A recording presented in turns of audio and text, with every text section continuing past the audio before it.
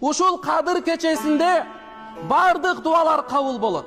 Эмне сурасаңыз кабыл болот. Бирок 4 түрлүү адам бар, ошолордун дуасы кабыл эмес. Рамазан болсо дагы, Кадыр кечени тапсаңыз дагы, периштелер түшүп турса дагы, дуалар кабыл болбойт. Биринчиси ким?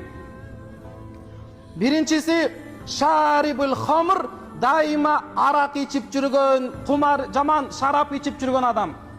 Арактан чыкпай жүргөн адам тооба кылсын, Алла күнөөсүн кечирбейт.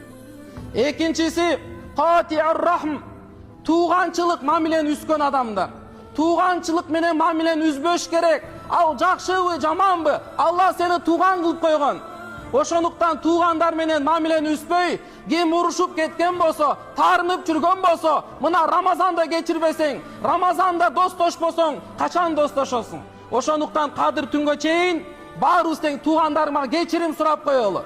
Менен кетти деп мойнубузга алып кое берели. Эч нерсе эмес. Мусулмандын утулганы бул утканы болот туугандар. Үчүнчүсү акун лил валидайн, ата-энесине ак болгон адамдар. Төртүнчүсү ал мушахин. Мушахин деген ким я Расулулла? Пайгамбарыбыз айтты, бул 3 күнөн ашык бирөөдөн өч алам деп жүргөн болсо, бирөөнү көрсөтөм деп жүргөн болсо, тарынып жүргөн болсо, дуасы кабыл болбой калат.